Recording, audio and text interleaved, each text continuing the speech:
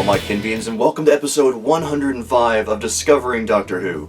Today, the episode I'm going to be talking about is the one that many dreaded, some couldn't wait for, but it is Face the Raven, which, well, let's get right into it, starting with my favorite parts of the episode. Starting with the return of Rigsy, the character that we last saw when, I'm forgetting the name of the episode, but it's when we're introduced to the, I assume, one-off monsters, the Boneless, or the 2D monsters that basically turn people into drawings on the walls. And it's just this very bizarre entity, but that's not Rigsy. But I really enjoyed Rigsy as a character back then. He was fun, he was an enjoyable little one-off character, but when he comes back this time, I don't know, they developed the character a little bit more. And I know it won't happen because the character has a kid and a wife, unless somehow those characters would be introduced to it too, but I would honestly love to see him as a companion, like a companion for, even if it's just a short period of time, to, if we go with just a guy companion for a while on this show, I think he would be a great candidate, personally speaking, unless they go with someone just completely new, which is the most that's most likely to happen. But, you know, like I said, I really enjoyed Rigsy as a character. He was fun, and just getting to know him a little bit more in this episode was pretty cool, I have to say. And the little girl that played his daughter was adorable. But moving on from there, my second favorite part of this episode was the quantum shade. And I think this one just kind of boils down to it looked cool because the tattoo of sorts that Ashildr had whenever before the Raven went out to seek its next victim, but the tattoo looked really cool, and just the whole way that the quantum shade worked, like it puts that timestamp on a person counting down to their final moments. The Raven itself is a pretty cool image, I have to say. I mean, it's been utilized in many different ways, from Edgar Allan Poe, and just in this episode alone, I thought it was utilized rather well as this angel of death, so to speak. Which I guess both crows and ravens kind of go along with that. But then again, a group of both, I think, is considered a murder. So maybe that's why a lot of them are utilized as symbols of death. I don't know. But as it stands, the quantum shade, I just thought was overall a cool concept. And I might touch on that a little bit more as we go along in this video. But moving on from there, my third favorite part of this episode was Clara's clever plan. And I use the air quotes because, well, obviously if you've seen the episode, it was clever, it was something that seemingly the Doctor would do, but it, obviously didn't really work out. But just the plan itself I thought was brilliant, and it was putting, well, obviously, Clara thought she was able to outsmart what was going on. The situation didn't work out in that favor, but overall, I really like how she was just being very strong and not just relying on the Doctor to make the decisions, which, I mean, is kind of a running deal with her in the show in general. But I really liked how she sort of took charge, and she got Rigsy to give her the quantum shade, or the countdown, so that they could, rework the deal should it come down to those final moments. But of course, that brings us to my fourth favorite part of the episode, which might surprise some people. And it's that the plan backfires. And I'll touch on this more in my overall thoughts on the episode. But the way in which it backfires, I just thought was worked out pretty well, and it was pretty smart as far as the logic of this episode goes. I like that Clara did have this clever plan. She was basically kind of taking on the role of the Doctor again, which she did the first time they met Rigsy, so that was a nice bit of continuity that I just remembered. But then, whereas when the Doctor has plans sort of backfire, he's usually able to work his way out. He's also thousands of years old, and that's not a huge deal for him. But Clara's a human, and there's only so much that can be done in her case. Even the Doctor wasn't able to figure out a way to get her out of it. But, that actually brings me to my fifth favorite part of this episode, and that is the Doctor's anger. Just, oh. I mean, seeing the Doctors be angry before, the, Eccleston, Tennant, I almost forgot his name for a second, Smith, like, all of them, whenever it came to being angry, in my opinion, Eccleston did the best job of being able to portray just, like, this very angry figure when the moment called for it. But just all of them did a good job. But Capaldi, my God, when he stares, or when he gets angry at Ashildr / me, and when he threatens her after Clara has died, oh my God, those are spine-tingling, just these very chilling moments. And I mean, Capaldi is just portrays this feeling of, I know you're a fictional character, but I'm worried you're going to murder me right now. I couldn't get over that feeling. He just did such an amazing job of portraying that anger. Now that brings us to my sixth and final favorite part of this episode, and that is Rigsy's memorial to Clara. And it was just absolutely beautiful. I don't know who was in charge of actually designing that memorial, that painting, but they did an amazing job. It's just absolutely beautiful and just felt like a wonderful little send-off for that character. A wonderful memorial, essentially. And in case you don't know what I'm talking about, that's actually the first time I watched the episode. I missed it. It's something that we see right after the credits. So, just in case you missed that, there's a little extra scene at the end of the episode. So, there you go. But alright, those are my favorite parts of the episode. Time for my annoyances. Starting with, I feel like there's two points here, and I feel like both of them kind of go into one, but I'm still going to count them as separate.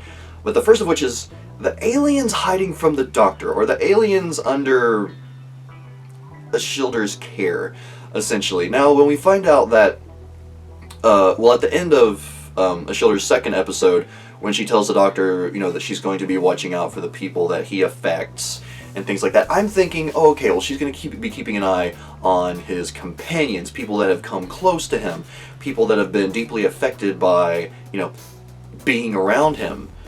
But then when we get there, there's a bunch of aliens, which, I mean, I can see how they've been affected by the Doctor negatively. Like, you have a Cyberman there, which was a strange choice.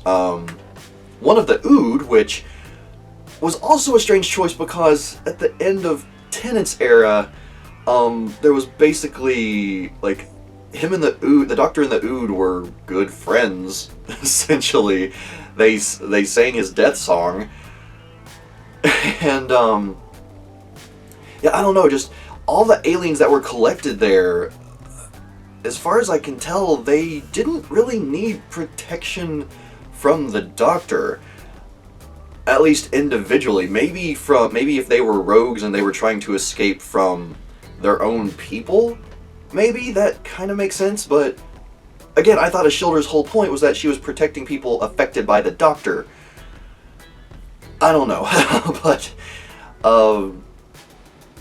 yeah, I just don't know how else to do that. It just seemed like a very strange situation. Now, I may be forgetting some detail. It could be that she's become a protector for, all these different people and aliens in general, not just those affected by the Doctor, which, I mean, that's fine, but it's still, it feels like there was something mentioned that, like, she was protecting all of these creatures, all of these people, blah, blah, blah, blah, from the Doctor.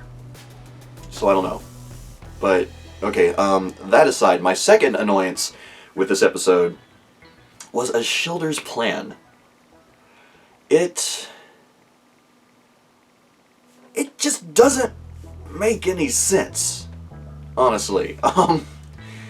She promises the soul of the Doctor to the quantum, I forget what it's called, the quantum shade. So they use Rigsy to lure him there, but when Clara switches the quantum or chronolock, whatever it is, to her, Ashildr can't do anything about it because they broke the contract? I don't... The whole plan itself... Sorry, phone. The whole plan itself doesn't make sense to me. I'm sure there's some of you that can probably throw the logic in there that can possibly make a little bit more sense to me, but overall the plan just doesn't make any sense. And it didn't bother me when I was watching, but after I go back and think about it, it just... Again, the plan just doesn't make any sense, and there's no point to it. Because, yeah, Ashildr promised to protect the people affected by the Doctor. Again, but how does possibly killing him fix that? As far as I can tell, it doesn't. I don't know. I don't know. Maybe I'm missing something here. I'm sure if I am, some of you will point that out. But whatever, it looks like my battery's getting low. It's not even saying how much time I have left on the battery. Crap. Okay, so moving on from there. My quote of the episode was from Clara, and it was when she said, "Let me be brave, let me be brave." And that was just a very heartfelt moment leading up to her death that killed me. It tore me apart. I just absolutely hated that. As for a theory, I think that the quantum shade may reappear again. It's a very interesting concept, and I think it's something that they will likely revisit in the future. If they don't, I mean, you know, that's their choice, but I think it's a really cool concept to possibly revisit at some point in the future. Now, as for my overall thoughts on this episode, I really did enjoy it. It has its issues, for sure, but I thought it was a wonderful little send-off at the time for the character of Clara. Now, for those of you that are wondering why I left out a certain little detail and whether or not it affected my thoughts on this episode, the reason why I'm not saying that should be obvious, because not everyone, when watching this video, has seen the next 2 episodes. So, in that regard, I'm leaving this video spoiler-free, shall we say, at least as far as future videos go. Because, as is noted in the little intro at the very beginning of the video, unless you skip it, this is going to be discussing spoilers for this episode. So, alright, there you go. As for my thoughts on that little detail, if you're wondering, I will be talking about that in the future. So you can wait for that. So please don't spoil, don't throw in the detail, and I know those of you that have seen it know what I'm talking about. Don't talk about that down in the comments below, or better yet, if you haven't seen the entirety of Series 9 yet, it'd probably be a good idea to avoid the comments below this video anyway, because I try to keep it as spoiler free as I can, but to a point people are just going to talk about what they're going to talk about. So, okay. But everyone, thank you very much for joining me for the 105th episode of Discovering Doctor Who, which, you know, this is the review, so it's 105.2 because I'm weird. But, yeah, just thank you all very much for joining me on this one. Well, actually, since I do have time and since I plugged my camera in now, a little bit more on my overall thoughts of the episode. It really did break my heart. If you saw the reaction video, Clara's death really broke my heart for a number of reasons. One, I love the character, and two, probably worst of all at the moment, is that I sort of put the character of Clara and my wife side by side, because my wife has said on several occasions that she identifies with the character of Clara. So when I see Clara dying and just seemingly screaming in pain, just at the time, in my mind, I was just... it was a hard mindset for me to get out of. I think that's probably the best way to put it, yeah. So, I mean, it was a deeply affecting episode. It was an episode I, despite the loss of the character, really enjoyed.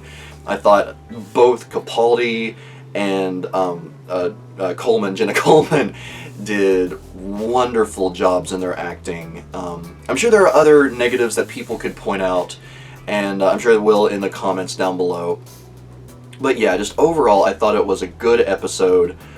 People are going to have their own issues with it for various reasons, but to this point, I still think that it's a good episode and was rather well done. But alright everyone, sorry this has been a bit of a disjointed episode, thanks to camera issues / me forgetting to plug it in. So, everyone, until next time, when I see you for Hellbent, no wait, not Hellbent, that's the final episode. The next episode is Heaven Sent. Until next time, when I see you all for the review of Heaven Sent, I will see you all next time, and please do leave your thoughts on everything down below, including anything you think I might have missed while trying to rush before the battery ran out earlier. But time to end it here. This has been a weird episode. Until next time, everyone, I'm PapaKenn. Alonzi!